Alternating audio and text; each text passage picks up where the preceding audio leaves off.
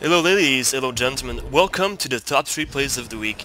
This is a new initiative that me and our friend Klasser is doing for the community. It's just a way for us to say thanks to all the support and all the amazing community we've been having in Duel of Champions. So let's up straight to the top 3 play with Arenaya playing Amar Mill against Mokaz, which is playing a Cassandra Fortune there.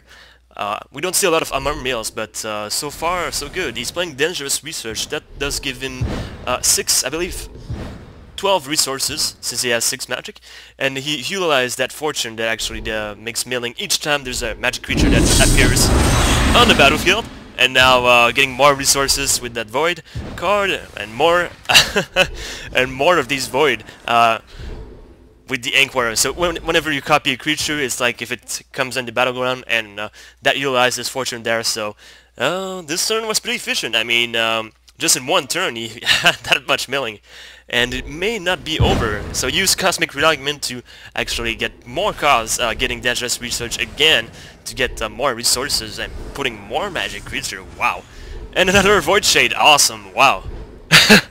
So only one turn, and he made a milling happen. So who said that who said that Akim meal was the gold standard, right?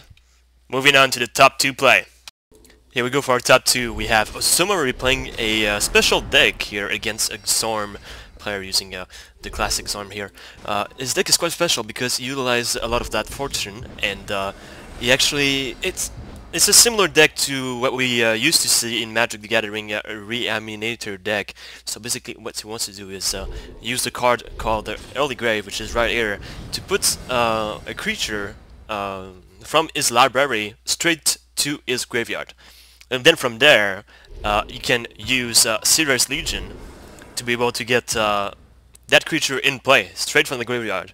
And not only does he do that, but he's going to be able to grab 3 other Ghost Dragons at the same time, and that is particularly really good with this hero, since this hero has an ongoing ability that gives him 1 more HP to all the Ghost Dragons.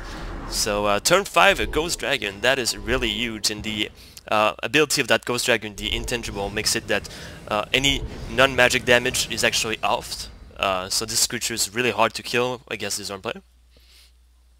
But even more than that, Osumari has reinforcements. We see those cards normally in Gates of Sheog. So what's going to happen is that if you use reinforcement, you can put a creature that has a similar creature from his hand to the battlefield.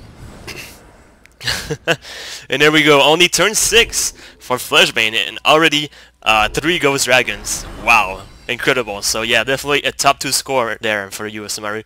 Well played, man. Alright guys, here we go for the top 1 by Iraxer. This was done actually in the Fall Open, facing Moonsilver, definitely one of the good competitive players out there. So we have Iraxer playing Cassandra Fortune against Moonsilver playing Ishuma Creature. And so far as you can see, there's so much of these ambush in each lane that it's quite something for Iraxer to come back in the game.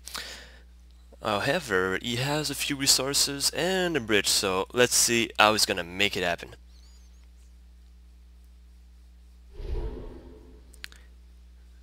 So I do believe that going for the bridge is definitely the best player here.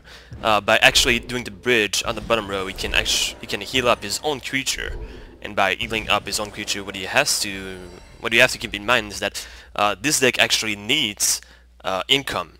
It needs a lot of income to be able to be efficient. So this is why he actually bridged his own treasure as well, so that way he is certain that it won't die next turn, that is. And with that income you can obviously do more bridges, you can utilize other fortunes as well, and it's really a snowball starter actually, getting that resources available for him. So that was a fine play for him. Not only did he reduce the damage overall, but managed to keep his treasure alive. Moving on, Moonsilver has to try to do some damage, however he can't finish this turn. He's quite close to finishing though. I believe if he had that maneuver or the event mercenaries, he could have finished. But instead he's just going for battlefield control and slightly doing a bit of damage. Going for the Shinji in the bottom row is actually a pretty good play here, since Iraxer can't attack the Shinji and kill it in one shot. He has to utilize his both creatures to make sure that the Shinji dies, because whenever the Shinji takes damage, the creature is destroyed. So that makes sense. That was a good play, I believe. Leaving the two open rows to ambush 4, that is, if you actually get the ambush 2 from the melee with the ambush 2 of the Sayama Stalker, you get an additional 5 here. 4. That was a pretty good Cosmic Realignment. Well played, Rexer. So from this he has a broken bridge. By using the Soothsayer he can get that fortune that gives him HP and gives him 1 resources per number of creature, and I can see the board is filled with those creatures, so definitely a good play there. Getting back to 17 right away, that definitely hurts Ishuma there, because the longer the game stays on, the worse it is for Ishumas. Going for the Merc is an interesting option. Okay, he wants to get both of these creatures. NL actually has in ability called Charge that damage both creatures and melee and shooter range, so definitely good value there. Still has 14 resources. Bridging up top, definitely a good move there. Going for those Wolf Captain as well. One more Cosmic Realignment. Wow, and you got 2 Campfires as well.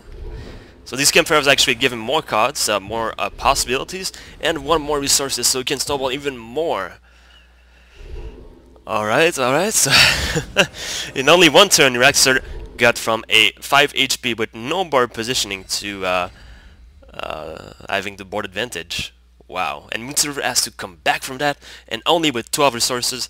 Unfortunately, with that kind of deck, I don't think Moonserver can make it happen, and eventually Rexer make it happen and wins the game. So good job, Rexer, well played. You definitely deserve the top play of the week. Congratulations. Moving on to the fails of the week, that is. Cheers, guys. Alright, everyone, so concerning this fail of the week, we have our friend Demented, aka Fane, that is facing Kyotor. He's pretty close to winning, and he has good positioning so far. He has every rose that is blocked, but somehow something's gonna go wrong. We'll figure that out in a few seconds. So a good fireball definitely opens up an open row for Maki. That is not so bad. Fortunately, Demented going to 3 HP, so that's pretty low. So the spell guy could actually finish up the... Well, let's see. So he has 1 ghost, right? And with 1 ghost you can relocate any kind of creatures to any position. But unfortunately, Demented by relocating does 1 damage to the Void Rat, and that Void Rat does 2 damage when it dies to the opponent. And since Demented had obviously 3 HP there, yeah, that was the game for him. So yeah, unfortunately Demented, you thought you had it, but yeah. It was quite close though.